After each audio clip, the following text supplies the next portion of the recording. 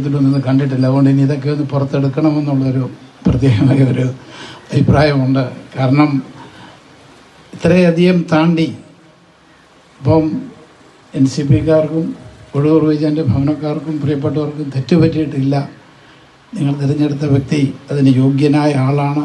പ്രിയങ്കരനായ ബിനോയ് വിശ്വം. അത് ഏറ്റവും നല്ലൊരു കാര്യമാണ്. ഞാനുമായിട്ട് ഏറ്റവും അടുത്ത ബന്ധമുള്ള ആളാണ് ബിനോയ് വിശ്വം. ഏറ്റവും അടുത്ത ബന്ധമുള്ള ആളാണ് പ്രിയങ്കരനായ ബിനോയ് വിശ്വം. അതുപോലെ എൻ്റെ കസിൻ്റെ വൈഫാണ് മാത്യു ടി തോമസ്. ഹസ്ബൻഡാണ് മാത്യു ടി തോമസ്.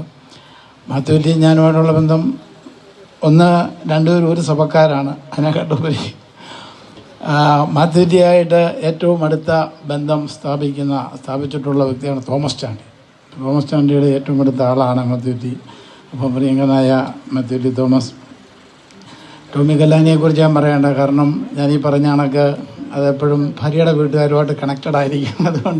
അതുപോലെ ഞങ്ങളുടെ ട്രഷറർ വിജയ കുഞ്ഞുമോൻ, പിന്നെ ഈ ഭവനത്തിൻ്റെ പ്രിയങ്കരയായ ടീച്ചറ്, അതുപോലെ ഇവിടുത്തെ panchayat president, block member, president, അതുപോലെ പ്രിയങ്കരനായ സിനിമ നേതാവ്, എൻ്റെ അടുത്ത സുഹൃത്താണ്. ഞാൻ ജയനെ ആദ്യം കാണുന്നത് നമ്മുടെ പ്രിയങ്കരനായ പീതാംബരം മാസ്റ്റർ വൈഫ് മരിച്ചപ്പോൾ അവിടെ വെച്ചാണ് പ്രിയങ്കരനായ ജയനുമായിട്ട് ബന്ധപ്പെടുന്നത്. അപ്പോൾ പ്രിയങ്കരനായ ജയൻ ഉൾപ്പെടെ വേദിയിലും സദസ്സിലുമുള്ള പ്രിയപ്പെട്ടവരെ എല്ലാവർക്കും പ്രിയതമായ നമസ്കാരം. ഒരു പ്രസംഗത്തിനല്ല ഇവിടെ പ്രസക്തി. നമുക്കറിയാം, നമ്മുടെ എല്ലാം ഹൃദയത്തിൽ ജീവിക്കുന്ന ഒരു വ്യക്തിയാണ് ഒഴൂർ വിജയൻ.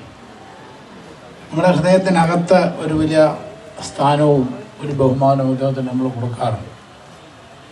നമ്മളെല്ലാം മുദ്രാവാക്യം വിളിക്കുന്നത് പോലെ ഇല്ല ഇല്ല മരിക്കുന്നില്ല, ജീവിക്കുന്നു ഞങ്ങളിലൂടെ എന്ന് പറയുന്നെങ്കിൽ അത് ശരിക്കും അനർത്ഥമാക്കുന്നത്, അത് ശ്രേഷ്ഠമാക്കുന്നത് ഒഴൂർ വിജയൻ്റെ ജീവിതവും അദ്ദേഹത്തിൻ്റെ സംസാരവുമാണ്. അദ്ദേഹവുമായിട്ട് ഏറ്റവും അടുത്ത ബന്ധമുള്ള പ്രിയങ്കരനായ സ്പീക്കർ പറഞ്ഞതുപോലെ, അല്ലെങ്കിൽ ഞങ്ങളുടെ പ്രിയങ്കരനായ മന്ത്രി ശശീന്ദ്രൻ ഉൾപ്പെടെ ഈ വേദിയിലുള്ളവർ അനുസ്മരിച്ചപ്പോൾ പറഞ്ഞത് അതുതന്നെയാണ്. കാരണം ഒരു വലിയ പ്രത്യേകത, കാരണം സ്നേഹത്തിൽ